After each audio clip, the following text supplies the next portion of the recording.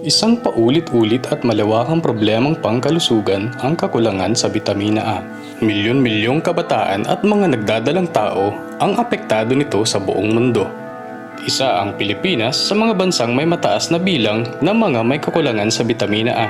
Ang kakulangan sa bitamina A ay nagre-resulta sa madalas na pagkakasakit, pagkabulag at maging pagkamatay. Isang dagdag na tugon ang pinag-aaralan ngayon ng mga dalubhasa.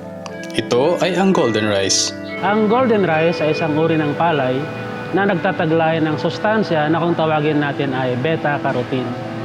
Ito rin ang sustansya na makikita natin sa mga makukulay na mga gulay at mga prutas.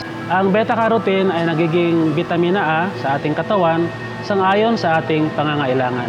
Malaki ang potensyal ng golden rice na makatulong sa pagsugpo ng suliranin sa kakulangan sa bitamina A dahil ang kanin ay ating kinakain ng 3 beses sa isang araw. Mahaba at mabusising proseso ang ating pinagdadaanan sa pag-aaral ng golden rice upang tiyakin na ito ay walang masamang epekto sa tao, sa hayop at sa kalikasan. Sa bawat prosesong ito ay meron tayong mga batas at alituntuning sinusunod.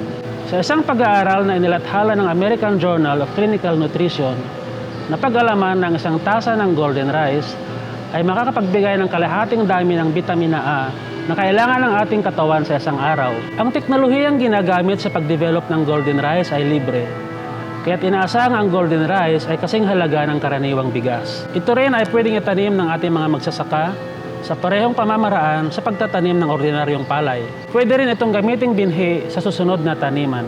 Sa kasalukuyan, patuloy pa rin ang PhilRice at iba pang institusyon sa pagdidevelop ng golden rice. Ipapalabas lamang ito kung magugustuhan ng mga magsasaka, mapapatunayang ligtas at aprobado ng pamahalaan at higit sa lahat makakatulong upang itaas ang antas ng bitamina A sa katawan ng tao. Inaasahan na ang golden rice ay mapapakinabangan ng mga magsasaka at mga mamimili at makakatulong sa milyong-milyong tao na may kakulangan sa bitamina A.